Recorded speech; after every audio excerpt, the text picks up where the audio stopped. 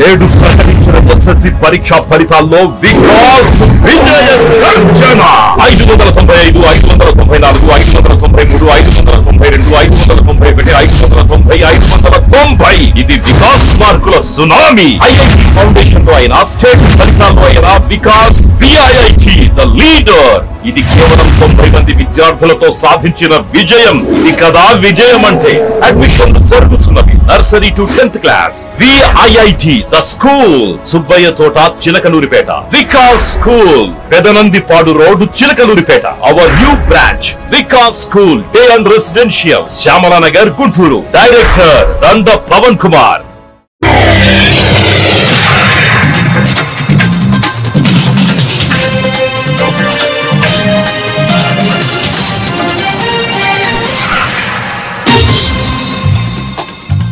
నమస్కారం. City news తెలుగుకి స్వాగతం. దేశంలో అసంఘటిత కార్మికులు అధికమని సీఎం చంద్రబాబు తెలిపారు. రాష్ట్రంలో గత 5 ఏళ్లు అసంఘటిత కార్మికులు అనేక కష్టాలు పడ్డారని చెప్పారు.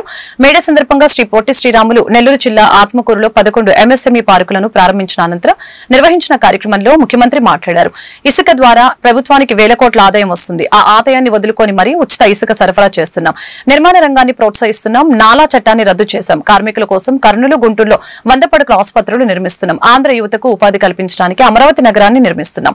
రాజధాని కోసం రైతులు స్వచ్ఛందంగా భూములు ఇచ్చారు. ఇచ్చిన భూములను అభివృద్ధి చేసి కొంత భాగం వారికి ఇస్తున్నాం. ఆ రైతుల్ని కోటీశ్వరులుగా మారుస్తున్నాం. ఇప్పుడు రాజధానిలో భూముల విలువ పెరిగింది. 175 నియోజకవర్గాల్లో 175 ఎంఎస్ఎంఈ పార్కులను ఏర్పాటు చేశాం. అభివృద్ధి జరుగుతూ ఉంటే సహించలేని వారు ఉన్నారు అని చంద్రబాబు తెలిపారు. ఇంత మనము కూడా అనేక కార్యక్రమాలు చేశాం. ఈ రోజు ఇక్కడ ఢిల్లీలో కూడా ఎన్డీఏ ప్రభుత్వం ఉంది. ఈ రోజు ఎన్డీఏ ప్రభుత్వం ఎవరైతే కార్మికులు ఉన్నారో, కర్షకులు ఉన్నారో వారందరికీ న్యాయం చేస్తాం. 5 సంవత్సరాలు మీరు ఒక్కసారి ఆలోచిస్తే భవన నిర్మాణ కార్మికులు ఇసుక దొరకకుండా ఇష్టానుసారంగా వీళ్ళు పెత్తనం చేసి బ్లాక్ మార్కెట్ లో అమ్ముకుని వేరే రాష్ట్రాలకు పంపించి వాళ్ళందరూ ఉపాధి కోల్పోయే పరిస్థితికి వచ్చారు. ఈ రోజు నేను ఒకటి హామీ ఇచ్చాను, ఇప్పుడు కూడా చెప్తున్నాను, ఎక్కడైనా సరే ఇసుక ఫ్రీగా ఇచ్చాం. మీరు ఎక్కడైనా సరే మీ ఊర్లో ఇసుకుంటే మీరు స్వేచ్ఛగా తీసుకుపోయే స్వేచ్ఛ ప్రతి ఒక్కరికి మీకు ఇచ్చామని మరొక్కసారి విజ్ఞప్తి చేస్తున్నాను. ఎవరైనా సరే అడ్డం వచ్చినా, మీ ఊర్లో అవకతవకలు చేసినా మీరు పోరాడండి, ఎదురు తిరగండి, గట్టిగా ఉండండి, నేను అండగా ఉంటానని మరొక్కసారి మీ అందరికి హామీ ఇస్తున్నా. ఈరోజు గవర్నమెంట్ కి వేల కోట్ల రూపాయల ఆదాయం వస్తుంది. నేను ఒకటి ఆలోచించాను, భవన నిర్మాణ కార్మికులకు పని కావాలి, కడుపు నిండా తిండి తినే పరిస్థితి ఉండాలి.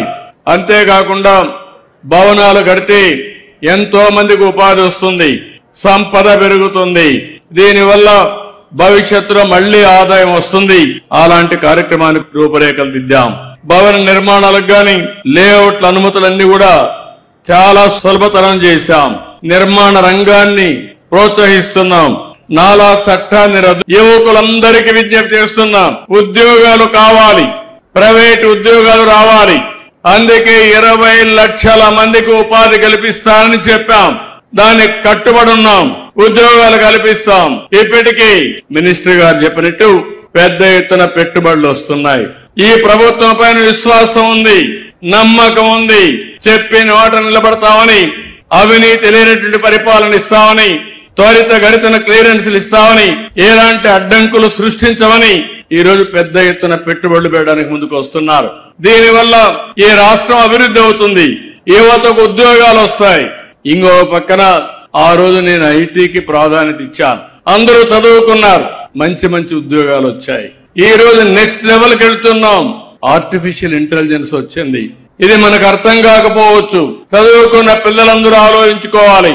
భవిష్యత్తు ఆర్టిఫిషియల్ ఇంటెలిజెన్స్ దే. దాన్ని ఉపయోగించుకుంటే మన జీవితాలు బాగుపడతాయి. ఈ రోజు నేను ఆలోచించిన విధానం రతన్ టాటా ఉపాధి హామీ పథకం రాష్ట్రం దేశానికి ఒక వరమని డిప్యూటీ సీఎం పవన్ కళ్యాణ్ తెలిపారు. మంగళగిరిలోని సీకే కన్వెన్షన్ హాల్లో మేడా ఉత్సవాలు నిర్వహించారు. ఈ సందర్భంగా ఉపాధి హామీ శ్రామికులతో పవన్ కళ్యాణ్ ముఖాముఖి నిర్వహించారు. జాతీయ ఉపాధి హామీ పథకం రాష్ట్రాభివృద్ధికి వెన్నెముక లాంటిదని చెప్పారు. సుమారు 75,23,000 మంది శ్రామికులు సొంత గ్రామాల్లోనే ఉపాధి పొందుతున్నట్లు తెలిపారు. గత ఆర్థిక సంవత్సరంలోనే పంచాయతీరాజ్ గ్రామీణ అభివృద్ధి శాఖలో 10,669 కోట్లు ఖర్చు చేశామని అన్నారు. కేవలం వేతనాలకి 6,194 కోట్ల వ్యయం అయిందని వివరించారు. మెటీరియల్ మెటీరియల్ కింద 4023 కోట్లు ఖర్చు చేసినట్లు పేర్కొన్నారు.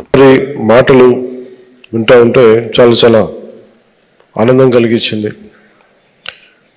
ఏ ఉద్దేశం కోసం అయితే గ్రామాలు పట్టుకొమ్మలు చిన్నప్పుడు పుస్తకాలు చదువుకున్న స్కూల్లో, ఇందాక మీరు మొగల్తూరు నుంచి మీరు మాట్లాడుతూ ఉంటే నేను మొగల్తూరుకి 1-2 సార్లు వచ్చాను. నేను పుట్టింది మన గుంటూరు జిల్లా బాపట్లో పుట్టాను. మొగల్తూరుకి అయితే 1-2 సార్లు వచ్చినట్టు గుర్తు నాకు చిన్నప్పుడు. గ్రామాలకు చిన్నప్పుడు ఉన్న 2 ఎకరాల పొలం అమ్మేసుకున్నాం, అంత 3 ఎకరాలు ఉండేది కదా, అమ్మేసుకున్నాం అది ఇబ్బందులతోటి. సో నాకు ఎందుకు పల్లెటూళ్ళ మీద చాలా విపరీతమైన నమ్మకాలు, నాకు మామూలు ఇష్టం కాదు. నాకు గ్రామాలు బాగుండాలని నిరంతరం ఆకాంక్షించేవాడిని. అందుకే నేను ఒక 8 ఎకరాలు ఎప్పుడు పొలం కొనుక్కాను చాలా సంవత్సరాల క్రితం, దాదాపు ఒక 25 సంవత్సరాల క్రితం అనుకుంటాను. సో దాంట్లో ఇప్పుడు నేను మీకు మూగ జీవాలకి నీటి సౌకర్యాలు కానీ, లేదంటే ఇవన్నీ ఎక్కడి నుంచి వచ్చినాయి, లేదంటే మీ శ్రమని గుర్తించడానికి ఎందుకు ఆ మనసు ఉంది అంటే, నాకు ఆ శ్రమ విలువ తెలిసిన వాడిని. అంటే కండ కరిగించేవాళ్ళే కనుక లేకపోతే, రక్తం ధారబోసేవాడు లేకపోతే, ఎత్తైన కట్టడాలు ఎన్నైనా కట్టలేం, పచ్చదనం ఉండదు, హరితహారాలు చేయలేం, లేదంటే గ్రీన్ రెవల్యూషన్స్ రావు. అందుకని ఎవరైతే శ్రమ పడతారో వారికి ముందస్తుగా ఇవ్వాల్సింది కూలి అనే పదం కంటే కూడా వారిని శ్రామికుడు, ఈ దేశాన్ని నిర్మించే శ్రామికులు వీళ్ళు. అందుకని మొన్న మీటింగ్లో కూడా ప్రత్యేకించి ఈ రోజు నుంచి ముఖ్యంగా మీడియా వారికి కూడా విత్ ఇన్ డిపార్ట్మెంట్ మేమందరం చేస్తాం. ఈ కార్మిక దినోత్సవం సందర్భంగా మీరు ఉపాధి కూలీలు కాదు, మీరందరూ దేశ నిర్మాణంలో చెమటోడ్చి దేశం నిర్మాణం చేసే శ్రామికులు. అందువల్ల ఈ రోజు నుండి మిమ్మల్ని ఉపాధి శ్రామికులుగానే పిలుస్తాం. ఆ గౌరవం ఇవ్వాల్సిన అవసరం మా అందరి మీద ఉంది. ఎందుకంటే ఏ పని చేసినా చాలా చిన్నతనంగా ఉంటుంది. ఒక ఇంజనీరే గొప్పవాడా, ఒక సైంటిస్టే గొప్పవాడా, ఒక డాక్టరే గొప్పవాడా, చెమటోడ్చి పనిచేసే శ్రామికుడు గొప్ప, అది నేను తగ్గించడం నాకు ఎప్పుడు ఇష్టం ఉండదు. డిగ్నిటీ ఆఫ్ లేబర్ లేదు మన దేశంలో. ఆ డిగ్నిటీ ఆఫ్ లేబర్ని అంటే నేను ఎందుకు దీనికి ఇంత తపన పడతానంటే, నాకు చిన్నప్పుడు రెగ్యులర్ చదువుకోలేదు. రాజధాని అమరావతి పునఃప్రారంభోత్సవానికి అన్ని ఏర్పాట్లు పూర్తి చేసినట్లు రాష్ట్ర మంత్రులు తెలిపారు. ఏర్పాట్లను పరిశీలించిన అనంతరం మంత్రులు మాట్లాడారు. రాజధాని కోసం అమరావతి ప్రాంత రైతులు చేసిన త్యాగం మరవలేనిదని మంత్రి నారాయణ చెప్పారు. రాజధాని పునఃప్రారంభోత్సవానికి సీఎం చంద్రబాబు వారిని స్వయంగా ఆహ్వానించారని చెప్పారు. శుక్రవారం మధ్యాహ్నం 3:20 ప్రధాని మోదీ అమరావతికి చేరుకుంటారని ఆయన తెలిపారు. అమరావతి పునఃప్రారంభోత్సవం కోసం సభా ప్రాంగణం పూర్తయిందని మంత్రి పయ్యావుల కేశవ్ తెలిపారు. పార్కింగ్ కు సంబంధించి అన్ని ఏర్పాట్లు పూర్తి చేసినట్లు చెప్పారు. రాజధాని కార్యక్రమం మనది అనే భావన అందరికీ వచ్చిందని మంత్రి నాదెండ్ల మనోహర్ అన్నారు.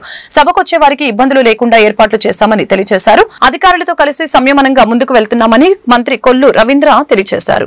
రాజధాని ఒకరిది కాదు, ఈ రాష్ట్రంలో ఉన్న 5 కోట్ల మంది ప్రజలది.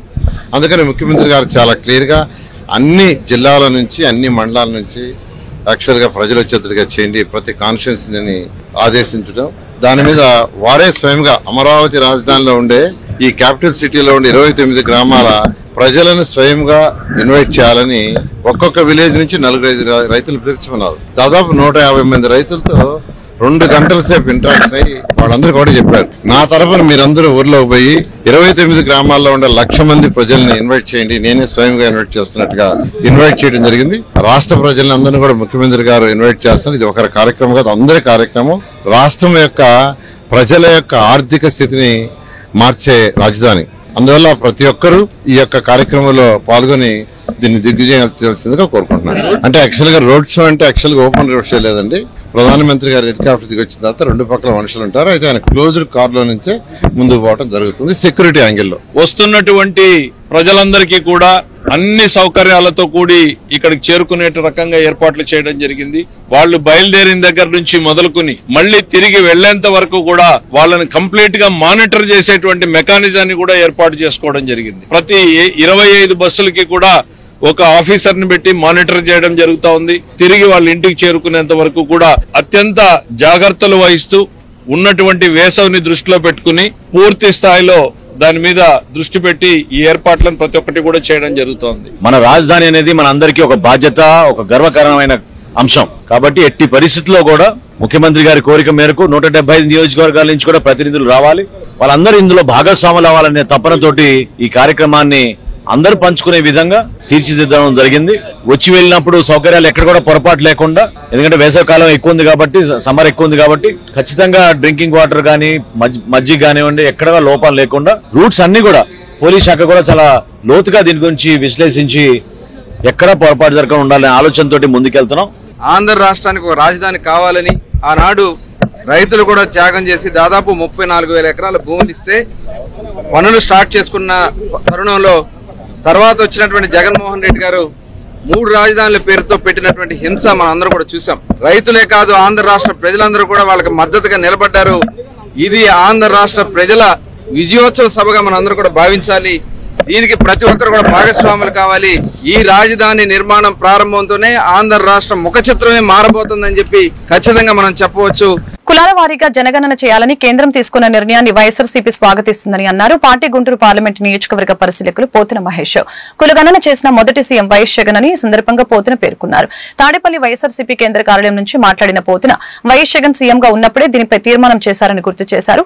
అణగారిన వర్గాల అభివృద్ధికి కులగణన ఎంతో మేలు చేస్తుందని చెప్పారు. జగన్ హయాంలో ఎస్సీ, ఎస్టీ, బీసీ మైనార్టీలకు ఎంతో మేలు చేశారు. కులగణన కోసం 6 అధికారులతో కమిటీని కూడా జగన్ నియమించారని చెప్పారు. ఆయన విశేషంగా కృషి చేశారు. అన్ని రంగాల్లో బీసీ, ఎస్సీ, ఎస్టీ, ముస్లిం, అగ్రవర్ణ పేదల అభివృద్ధి కోసం, సంక్షేమం కోసం, వారి జీవన ప్రమాణాలను పెంచడం కోసం చరిత్రలో ఎన్నడూ లేని విధంగా ఏ ఒక్క ముఖ్యమంత్రి చెయ్యని విధంగా ఆయన కృషి చేసి ఈ వర్గాల అభివృద్ధికి, సంక్షేమానికి విశేషంగా కృషి చేసినటువంటి వ్యక్తి వైఎస్ జగన్మోహన్ రెడ్డి గారు. వారు అమలు చేసినటువంటి డీబీటీ పథకాల అమలుతో పాటు అర్హత ఉన్న ప్రతి ఒక్కరికి ప్రభుత్వ పథకాలు అందించారు. వారిని అభివృద్ధిలో, సంక్షేమంలో భాగస్వామ్యం చేసినటువంటి గొప్ప సంస్కర్త వైఎస్ జగన్మోహన్ రెడ్డి గారని కూడా ఈ సందర్భంగా తెలియజేస్తాను. గతంలో మీరు ఎప్పుడైనా చూసుకోండి ఎక్కడా కూడా కులాన్ని కానీ, మతాన్ని కానీ, పార్టీని కానీ ప్రాతిపదికగా తీసుకోకుండా ప్రజలందరినీ సమానంగా చూసి అందరికీ సంక్షేమ పథకాలు, అభివృద్ధి అందించినటువంటి గొప్ప వ్యక్తి వైఎస్ జగన్మోహన్ రెడ్డి గారు. ప్రస్తుతం చూస్తున్నాం, ఎవరికైనా ఏదైనా పని చేయాలంటే మీ పార్టీ ఏంటి, మీ కులం ఏంటి, మీ మతం ఏంటి, ఇట్లాంటి వివక్ష చూపిస్తూ ఉన్నారు రాష్ట్రంలో.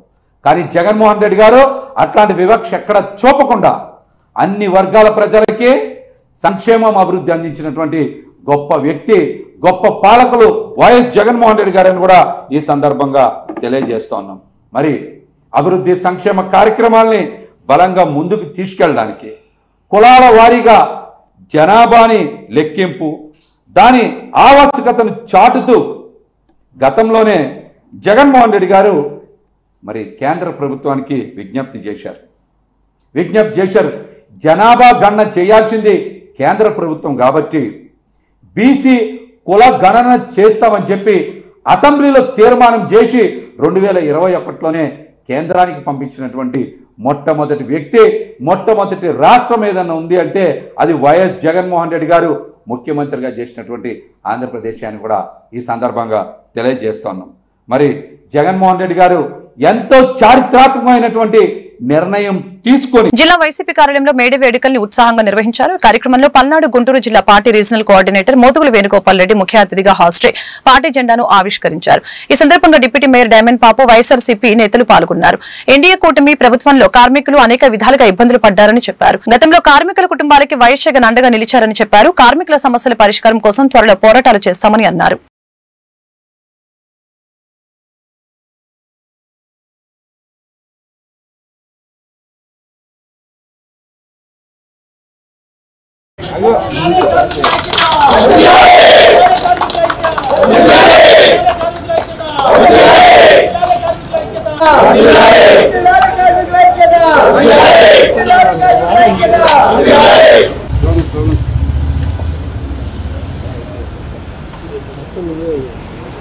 నాయకత్వంలో వైఎస్ఆర్ కాంగ్రెస్ పార్టీ ఈ రోజున ప్రతి ఊరు వాడ ఎక్కడైతే కార్మికులు ఉన్నారో ఎక్కడైతే శ్రమ ఉన్నదో అక్కడ ఉండేటువంటి పార్టీ మేడే అంటే ప్రపంచవ్యాప్తంగా జరుపుకునేటువంటి ఏకైక పండుగ దినం.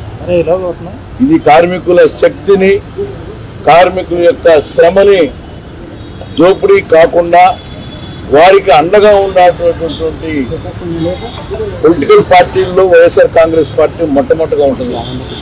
ఈ రోజున మేడే రోజున అనేక మంది కార్మికులు ఈ రోజున వాళ్ళ ఇంట్లో పండగల వాతావరణం చేసుకుంటా ఉన్నారు.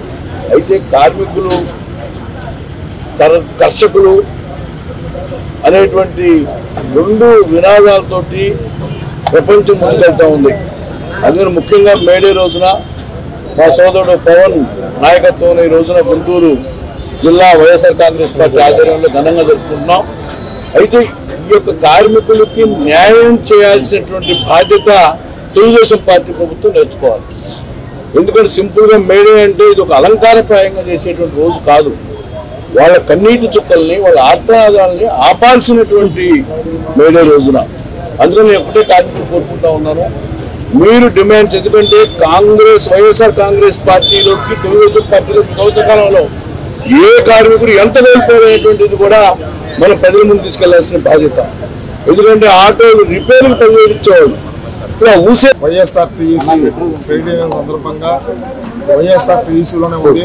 యువజన శ్రామిక రైతు పార్టీ ఈరోజు ప్రపంచం అంతా కార్మికుల దినోత్సవం సందర్భంగా ఈ యొక్క మేడే పురస్కారం దించుకొని పెద్దలు గురువారీలు మోదీ వెనుకపారెడ్డి గారు, అలాగే తాడేపల్లి ఇన్ఛార్జి మా అన్న అమ్మరావు రేమండ్ బాబు గారు ఇద్దరు సహకారంతో ఈ యొక్క జెండా ఆటో కార్మికులు, అలాగే పెయింటర్లు, అలాగే వర్కర్లు అందరూ కలిసి ఈ జెండా ఆవిష్కరణ జరుగుతుంది. ఇంతకుముందు ఆటో కార్మికులకి ఎలా ఉండేది? ఇదివరకు ఆటో కార్మికులకి జగనన్న ఆధ్వర్యంలో ఒక ఆటో కార్మికుడికి సంవత్సరానికి ఒక 75,000 రూపాయల ఆటోతో కలిపి పిల్లల ఫీజు కానీ ఫీజు రిమర్స్మెంట్ కానీ ఆటో డ్రైవర్ అనేది ఒక కేసు ఇంతవరకు వల్ల ఈ రోజు రోడ్డు మీద అడుగు కేసు పడుతున్నారు. ఇదివరకు 330 రూపాయలు జగన్ గారు గవర్నమెంట్ లో, ఈ రోజు 1730 రూపాయలు నో పార్కింగ్ లో కేసు పడుతున్నారు. ఇలాగే ఆటో కార్మికులు జగన్మోహన్ రెడ్డి గారు ఉన్నప్పుడు ఏ ఇబ్బంది లేకుండా పిల్లల ఫీజు కానీ ఏదైనా, ఇవాళ నేను ఆటో కార్మికుడు, నేను ఈ రోజు నా పిల్లల ఫీజు కొడితే బీటెక్ లో రాత్రి. గుంటూరు 35వ డివిజన్ పట్టాభిపురం మెయిన్ రోడ్లోని రామాలయం నందు అమరావతి నిర్మాణం పనులు దిగ్విజయంగా జరగాలని ఆకాంక్షిస్తూ గుంటూరు పశ్చిమ నియోజకవర్గ వాణిజ్య విభాగం అధ్యక్షులు తల్లం శేఖర్ నిర్వహిస్తున్న పాదయాత్రకు సంఘీభావంగా జరిగే ప్రత్యేక పూజ కార్యక్రమం జరిగింది. ఈ కార్యక్రమానికి ముఖ్య అతిథిగా 35వ డివిజన్ కార్పొరేటర్ బాబు పాల్గొనడం జరిగింది. ఈ కార్యక్రమం సందర్భంగా వారు మీడియాతో మాట్లాడారు. గుంటూరు నుంచి అమరావతి మన రాజధాని, అమరావతి నిర్మాణ పనులు మరియు అభివృద్ధి కోసం ప్రత్యేక పూజలు మరియు పాదయాత్ర జరుపుతున్నామని చెప్పారు.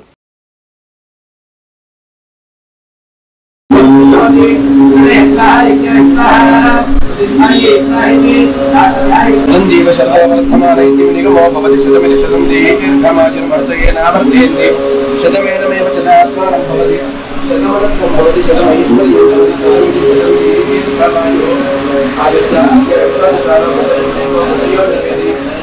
దీర్ఘమాయు విదేవ పుత్రమపి రక్షతాదిమౌ. ఇప్పుడే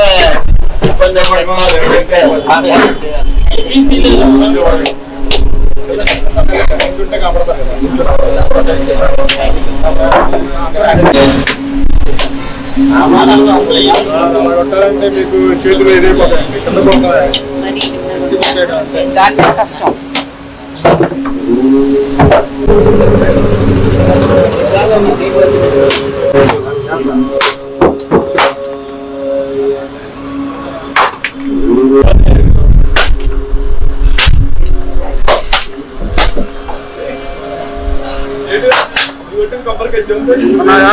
అవునా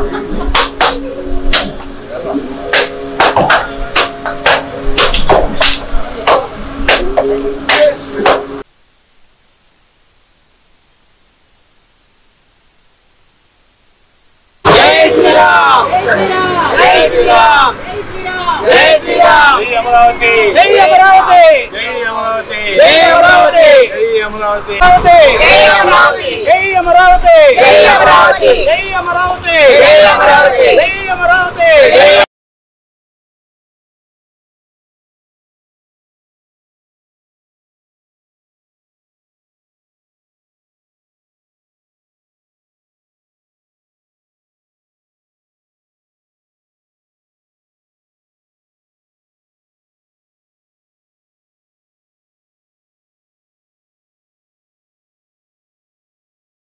అందరికీ ముందుగా మేడే శుభాకాంక్షలు కార్మిక సోదరులందరికీ. ఏదైతే మే 2వ తేదీ ఆంధ్రప్రదేశ్ పునర్నిర్మాణ శంకుస్థాపనకు ఇచ్చేస్తున్న నరేంద్ర మోడీ గారికి ప్రత్యేకంగా కృతజ్ఞతలు తెలియజేస్తున్నాము. అలాగే నవ్యాంధ్ర రూపకర్త చంద్రబాబు నాయుడు గారు, జనసేన అధినేత పవన్ కళ్యాణ్ గారి ఆధ్వర్యంలో శరవేగంగా సాగబోతున్న అమరావతి అభివృద్ధి పనులు ఎటువంటి ఆటంకం లేకుండా నిర్విరామంగా జరగాలని కోరుకుంటూ గుంటూరు నుంచి వెంకటపాలెం వెంకటేశ్వర స్వామి గుడి వద్ద వరకు మధ్యలో 5 దేవాలయాల వద్ద ఒక్కొక్క దేవాలయం వద్ద 1000 కొబ్బరికాయ కొట్టుకుంటూ ఈ అమరావతి అభివృద్ధి పనులకు ఎటువంటి అవరోధాలు లేకుండా కలియుగ దైవం శ్రీ వెంకటేశ్వర స్వామి అనుగ్రహము, శ్రీరాముడి యొక్క అనుగ్రహము, మిగిలిన సమస్త దేవతల యొక్క అనుగ్రహం ఉండాలని చెప్పి కోరుకుంటూ పాదయాత్ర చేయడం జరుగుతుంది. ఈ పాదయాత్ర మన ప్రజలందరికీ మన అమరావతిని భవిష్యత్తులో శాశ్వత రాజధానిగా ఉండాలని కోరుకుంటూ నరేంద్ర మోడీ గారు 1,00,000 కోట్ల నిధులు కేటాయించి ఈరోజు శంకుస్థాపనకు వచ్చేస్తున్న సందర్భంగా వారికి ప్రత్యేకంగా ధన్యవాదాలు తెలియజేసుకున్నాను. ఈ రోజున మా 35వ డివిజన్ పరిధిలోని శ్రీ ముక్తేశ్వర సహిత శ్రీ సీతారామచంద్ర స్వామి వారి దేవాలయం వద్ద మన గుంటూరు పశ్చిమ నియోజకవర్గం వాణిజ్య విభాగం అధ్యక్షులు శ్రీ కల్లం శేఖర్ గారు చేపట్టిన పాదయాత్ర, అట్లాగే 1001 కొబ్బరికాయ కొట్టే కార్యక్రమం కోసం ఈ రోజున ఇక్కడ కార్యక్రమం ఏర్పాటు చేయడం జరిగింది. ఈ సందర్భంగా వారు చేపట్టిన పాదయాత్ర ఏదైతే ఉందో మన అమరావతి రాజధాని నగరాన్ని పునర్నిర్మాణ పనులు ఏ ఆటంకం లేకుండా నిర్విఘ్నంగా జరగాలని చెప్పి, అట్లాగే భవిష్యత్తులో కూడా అమరావతి రాజధాని ప్రపంచవ్యాప్తంగా కూడా పేరు పొంది శాశ్వత రాజధానిగా ఉండాలని చెప్పి వారు ఆకాంక్షిస్తూ చేపట్టిన ఈ పాదయాత్ర మా దేవస్థానంలో ప్రత్యేక పూజలు చేయించి, అట్లాగే మా డివిజన్కి సంబంధించి జనసేన నాయకులు, మా తెలుగుదేశం పార్టీ సభ్యులు అందరూ కూడా, కుటుంబ సభ్యులందరూ, మిత్రులందరూ కూడా ఈ కార్యక్రమంలో పాల్గొనడం జరిగింది.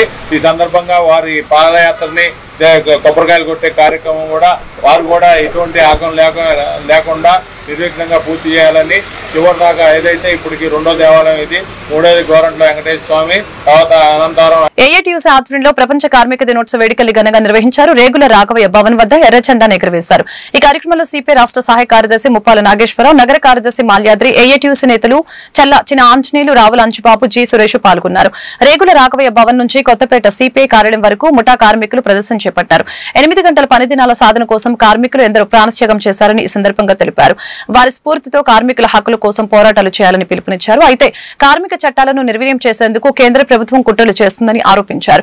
ప్రభుత్వాలు అనుసరిస్తున్న తీరుపై నిరంతరం పోరాటాలు కొనసాగిస్తామని చెప్పారు.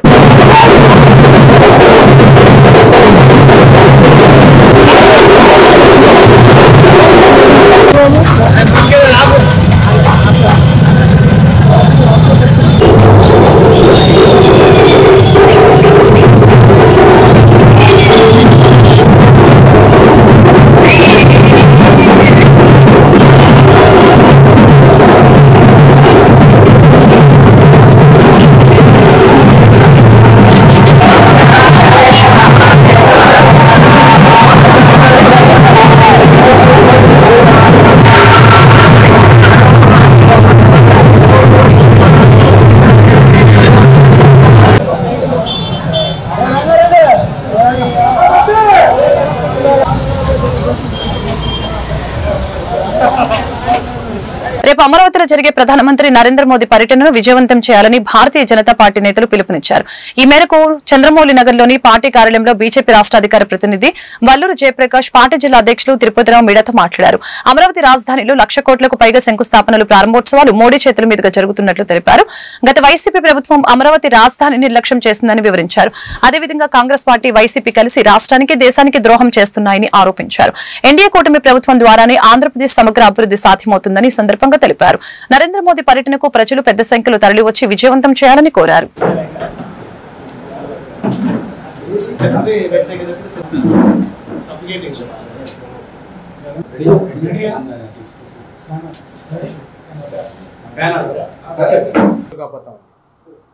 మే 2వ తారీఖున మన ప్రీతమ ప్రధానమంత్రి నరేంద్ర మోదీ గారు 3వసారి ముచ్చటగా మన రాష్ట్రానికి రాబోతా ఉన్నారు. గతంలో 2 సార్లు ఈ ఎన్నిక జరిగిన తర్వాత 2024 సాధారణ ఎన్నికల తర్వాత ప్రభుత్వం ఏర్పడిన తర్వాత వారు వస్తూ ఉన్నారు, వచ్చారు 2 సార్లు. మొట్టమొదటిసారిగా చూసినట్లయితే వారు ప్రమాణ స్వీకారం, రాష్ట్ర ప్రభుత్వం యొక్క ప్రమాణ స్వీకారానికి రావడం జరిగింది. రెండవసారి వారు వచ్చినప్పుడు విశాఖపట్నం నగరానికి రావడం జరిగింది. విశాఖ నగరానికి వచ్చిన సందర్భంగా సుమారుగా 2 లక్షల కోట్ల రూపాయల పైన పైచిలకు అక్కడ అభివృద్ధి కార్యక్రమాలకి శంకుస్థాపనలను అదేవిధంగా ఇనాగరేషన్స్ చేయడం జరిగింది. ఇప్పుడు మూడవసారి మన రాష్ట్రానికి, ముఖ్యంగా మన రాజధాని ఏదైతే గత 5 సంవత్సరాల పాటు గత పాలకుల వల్ల నిర్లక్ష్యానికి గురి కాబడి అరాచకంగా పరిపాలించినటువంటి పరిస్థితుల నుంచి ఇవాళ పునర్నిర్మాణ దిశగా గత 10 నెలల పాటు చేసుకున్నటువంటి అనేక కార్యక్రమాలని ఇవాళ నరేంద్ర మోదీ గారి యొక్క నాయకత్వంలో కేంద్ర ప్రభుత్వం, అదేవిధంగా చంద్రబాబు నాయుడు గారి నాయకత్వంలో రాష్ట్ర ప్రభుత్వం ఉమ్మడిగా ఉన్నటువంటి ఎన్డీఏ కూటమి యొక్క నిబద్ధతను తెలియజేసే విధంగా ప్రపంచ స్థాయి, అంతర్జాతీయ స్థాయి రాజధాని నిర్మాణం కోసం శంకుస్థాపనలు చేసేదానికోసం అని చెప్పి మన ప్రీతమ ప్రధానమంత్రి గారు ఇవాళ రాబోతూ ఉన్నారు. ముఖ్యంగా మనం చూసాం గత 5 సంవత్సరాల పాటు ఏ రకమైనటువంటి పరిపాలన జరిగిందో. పదే మనం చెప్పుకోవటం వల్ల ఎటువంటి లాభం లేనప్పటికీ కూడా ప్రజలందరికీ కూడా వాళ్ళ యొక్క మనసులో నుంచి చెరుకుపోవాలన్నటువంటి ముద్ర వేసి భయాందోళనకు గురి చేసినటువంటి గత 5 సంవత్సరాల పాటు రాష్ట్రాన్ని సర్వనాశనం చేసి అభివృద్ధి దిశలో వెళ్తున్నటువంటి రాష్ట్రాన్ని పాడు చేసినటువంటి పరిస్థితి నుంచి ఇవాళ పునర్నిర్మాణం చేసుకుంటూ, పునర్జీవనం చేసుకుంటూ రేపు 2వ తారీఖు గౌరవ ప్రధానమంత్రి నరేంద్ర మోడీ గారు మన అమరావతి రాజధానికి అనేక అభివృద్ధి కార్యక్రమాల కోసం శంకుస్థాపనలు, ఓపెనింగ్లు, వాటి దృష్ట్యా రేపు అమరావతి రాజధానికి వస్తున్నారు వారు. అలాగే రాష్ట్రంలో నారా చంద్రబాబు నాయుడు గారి నాయకత్వంలో ప్రభుత్వం ఎన్నో అభివృద్ధి పనులు చేసుకుంటూ కూటమి ప్రభుత్వం ఎంతో అభివృద్ధి దిశలో ముందుకు తీసుకెళ్తుంది. అందులో భాగంగా మన ప్రీతం ప్రధాని నరేంద్ర మోడీ గారు రేపు అమరావతి రాజధానికి వచ్చి దాదాపు 1,00,000 కోట్ల చిల్లర ఓపెనింగ్లు కానీ, శంకుస్థాపనలు కానీ ఇవన్నీ చేస్తూ డబుల్ ఇంజిన్ సర్కార్ లాగా ముందుకు తీసుకెళ్తుంది. అలాగే ఈ యొక్క ప్రభుత్వం గత ప్రభుత్వం చేసినటువంటి ఏదైతే వైసీపీ ప్రభుత్వం ఆటవిక చర్యలన్నింటినీ పోగొట్టి అభివృద్ధి దిశలో ముందుకు తీసుకెళ్తూ ఈ యొక్క రాష్ట్రాన్ని మంచి అభివృద్ధి దిశలో గుంటూరు ఆర్టీసీ బస్టాండ్ ఎదురుగా Shri Venkateswara auto stand union వారి ఆధ్వర్యంలో కార్మికులు తమ హక్కుల కోసం రక్తం చిందించి పోరాడి సాధించిన రోజు మేడే దినోత్సవం సందర్భంగా చల్లచల్లని మజ్జిగ పంపిణీ చేయడం జరిగింది. కార్యక్రమంలో ముఖ్య అతిథిగా జాగర్లమూడి శ్రీనివాసరావు, తెలుగుదేశం పార్టీ రాష్ట్ర నాయకులు గౌరవాధ్యక్షులు శ్రీను నాయక్, అలాగనే ఐలా శ్రీనివాసరావు, జి అశోక్ రాజు, బి శేఖర్ రెడ్డి, సిహెచ్ శ్రీనివాస్ రెడ్డి, ఎం శ్రీనివాసరావు పాల్గొనడం జరిగింది.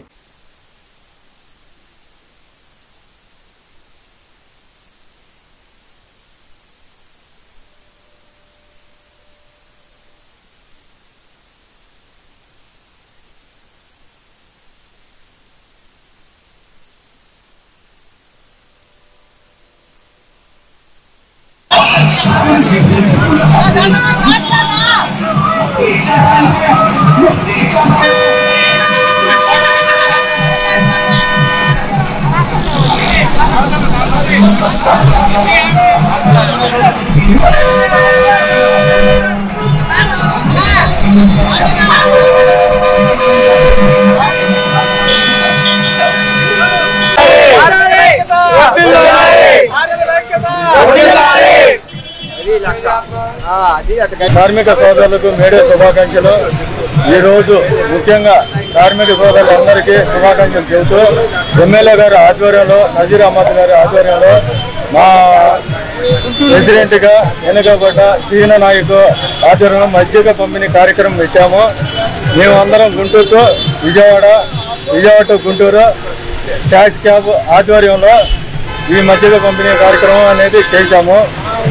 మేడే శుభాకాంక్షలు ఎమ్మెల్యే నజీర్ గారికి, సీన నాయక్ గారికి, సీనన్న గారికి ఆధ్వర్యంలో మజ్జిగ పంపిణీ చేయడం జరిగింది. దుగ్గిరాల రైలుపేటలో సిఐటియు ఆధ్వర్యంలో గురువారం మేడే వేడుకల్ని ఘనంగా నిర్వహించారు. రైలుపేటలోని కార్మికుల విశ్రాంత భవనం వద్ద పసుపు కొట్ల కార్మికులతో కలిసి సిఐటియు జెండాను ఎగురవేశారు. అదేవిధంగా సుందరయ్య బొమ్మ తుమ్మపూడి, చిలువూరు, మంచికలపూడి గ్రామాల్లో సిపిఎం పార్టీ జెండాను ఎగురవేసింది. ఈ సందర్భంగా కమ్యూనిస్టు నాయకులు యమని అప్పారావు, జట్టి బాలరాజు, గొర్రెపాటి శ్రీనివాసరావు, నడకుదురు యోగేశ్వరరావు, గడ్డం ప్రసాద్, పసుపులెట్టి శ్రీనివాసరావు తదితరులు పాల్గొన్నారు.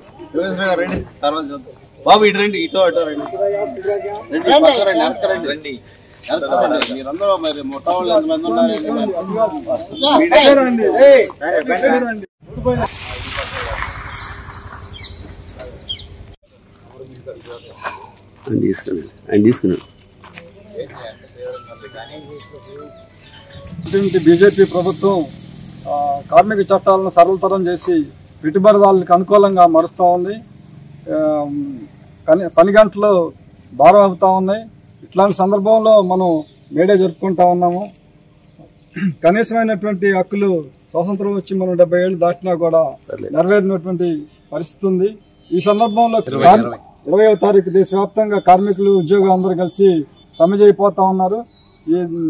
ఈ సమ్మె కార్మిక హక్కులు కాపాడుకోవటం కోసం 8 గంటల పని విధానానికి, అట్లాగే కేంద్రంలో తీసుకొచ్చి కేంద్ర ప్రభుత్వం మేడే చికాగో నగరంలో కార్మికులు పని గంటలను తగ్గించాలని చెప్పేసి పోరాటం చేసిన సందర్భంలో పోలీసులు జరిపినటువంటి కాల్పుల్లో 7 కార్యకర్తలు బలైపోయారు. వాళ్ళ రక్తంలో నుంచి పుట్టినదే ఎర్రజెండా. ఆ రోజున వాళ్ళు చేసినటువంటి త్యాగాల ఫలితంగా 12 గంటల పని నుంచి 16 గంటల పని నుండి 12 గంటలకి, 12 గంటల పని నుంచి 8 గంటలకి ఈరోజు మనం సాధించుకున్నాం. ఈ పని గంటలు సాధించుకునే దానిలో ప్రపంచవ్యాప్తంగా కార్మిక వర్గం అనేక త్యాగాలు చేసింది. ఒక సందర్భంలో కార్మికుల్ని చాలా బానిసలుగా చూస్తున్నటువంటి పరిస్థితి, వాళ్ళకి ఇంటికి వెళ్ళే పరిస్థితి కూడా లేకుండా, కనీసం విశ్రాంతి తీసుకునే పరిస్థితి కూడా లేకుండా కార్ఖానాల్లో మగ్గుతున్నటువంటి పరిస్థితుల్లో అది సరైంది కాదు. 8 గంటలు పనిచేయడం, మరొక 8 గంటలు వాళ్ళ ఇంటి కుటుంబానికి టైం కేటాయించడం, మరొక 8 గంటలు తను నిద్రపోవడానికి, అలాగే తెల్లారి పనిచేయడానికి అవసరమైన ఆరోగ్యాన్ని కుదురుపరుచుకోవడానికి నిద్ర అవసరం అని చెప్పేసి ఒక సైంటిఫిక్గా ఆలోచించి కార్మిక వర్గం పోరాటం చేసింది. ఈరోజు దాని ఫలితంగానే ఈరోజు మనం 8 గంటల పని విధానం అనేది వచ్చింది. ఈరోజు అసంఘటిత కార్మికులు లక్షలాది మంది, వేలాది మంది ఈరోజు ఉన్నారు. ఈ అసంఘటిత కార్మికుల గురించి పట్టించుకున్న పరిస్థితి మనకు కనిపించట్లేదు.